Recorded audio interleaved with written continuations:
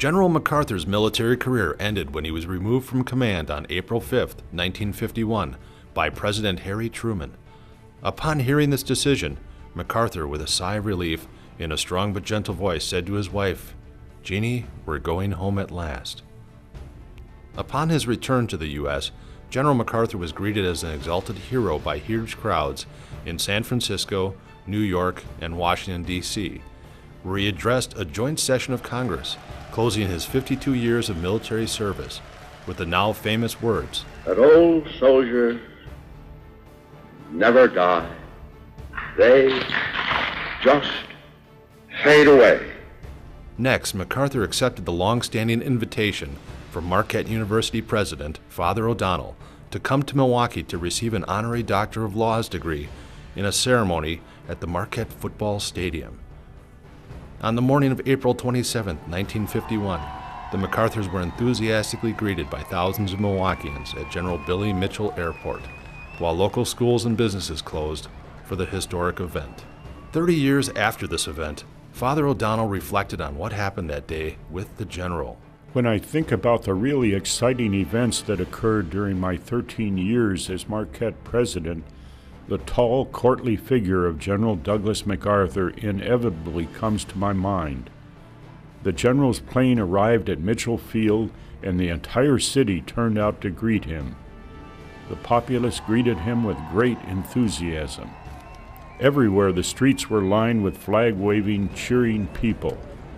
April 27, 1951 was a day to be remembered in Milwaukee. The motorcade crept slowly up Wisconsin Avenue to the stadium, where 20,000 people roared their approval of a hometown hero's return. On the official bunting-draped platform erected especially for the ceremony, the hood denoting his honorary degree was placed across the general's shoulders. He smiled broadly and stepped to the microphone.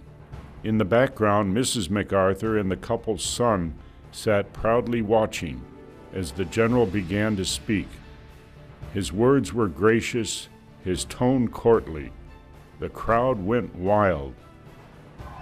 Everything after that was anticlimax. Crowds pressed forward to see the famous man as the party left the stadium for a tour of the city.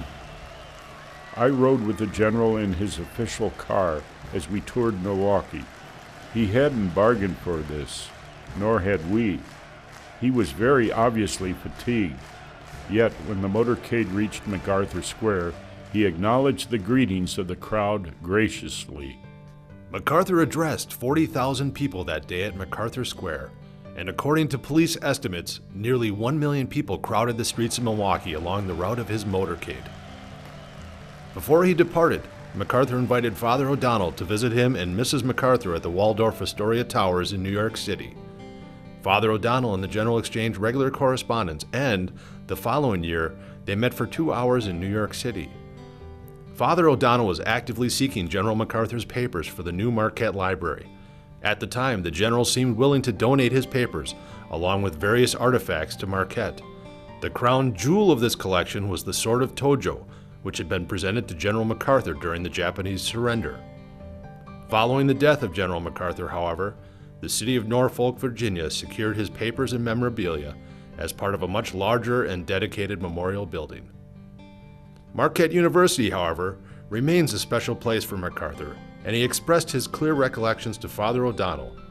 MacArthur remembered that on his way to West Side High School in preparation for the West Point exams, he had passed the university every day, and according to the meeting transcripts, He very definitely said that if he hadn't gone to West Point, he would have come to Marquette.